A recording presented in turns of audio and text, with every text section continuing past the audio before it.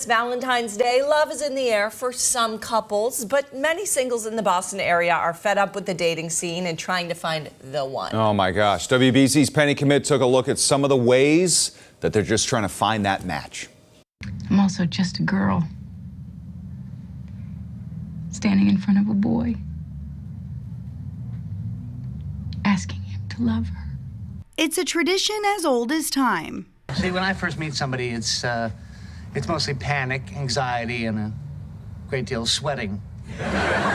The art of dating. According to the U.S. Census Bureau, over 40% of the country's population is without their forever mate.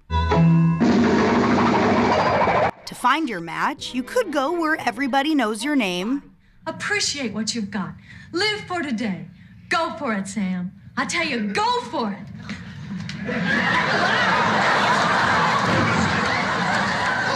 Or, like most Boston singles, I've been on and off Tinder even since I was 18. Ari Gonzalez is a queer 25-year-old living in Allston. Hinge, Tinder, Bumble, she's tried them all. Huge spurts of moments where I would download all the dating apps, spend hours swiping, and then delete them all and think that I'm done. And then I get bored and lonely, and then I go back on it. So it's like a toxic cycle. I had several horrible dates that I would rather not recall. That's Abby Constantine, a South Shore resident who we'll get to later.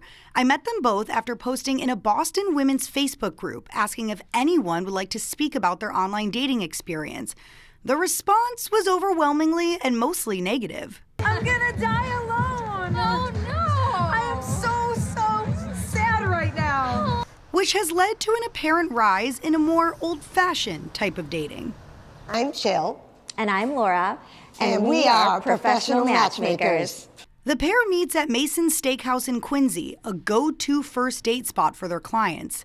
Unlike an app, the matchmakers take everything into consideration, from lifestyle to career and family ambitions. Then they set a date and a time for their clients to meet. One of the interesting parts of our interview that we do with our new clients is that we talk about past relationships. It's a lot safer, it's a lot more confidential. But Cupid's arrow can hit in mysterious ways. I met my husband on Tinder. A swipe right on what's notoriously known as a hookup app led to a serious relationship for Abby. She married her now husband Kevin in late August. And I remember being late for work because, a quick coffee date turned into just hours of talking. So it was instant. So not only are there plenty of fish in the sea, but several different seas to find them in. Shouldn't we hold out for the person who doesn't just tolerate our little quirks, but actually kind of likes them? Bostonians are meeting in all different kinds of ways, and exhausted singles like Ari say they're ready to try something new, maybe even a matchmaking service. I think I do want my little boo thing. I do want my partner in crime. You're gonna, as they say, kiss some frogs, I think, before you find your prince, but every once in a while it works out.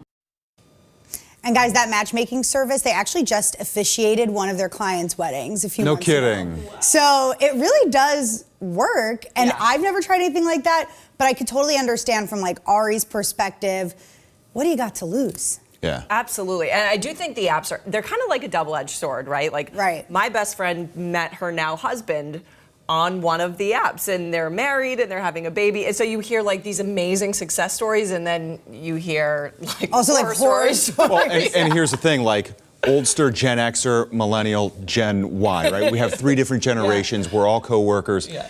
But how we interact is so vastly different, because when I was younger, it was are you going to go to the grocery store on a Saturday night to try and find the right one? Yeah. Now there's so many different ways. I also think, at least for my generation, there is no shame on the apps. So many of my friends have met their forever person on the apps. Yeah. I do think they can just get exhausting. I think you need to take a mental health break every so often. It's a good take a break for them. From them when you need to. That's a great look at relationships, Penny. Yeah. All right.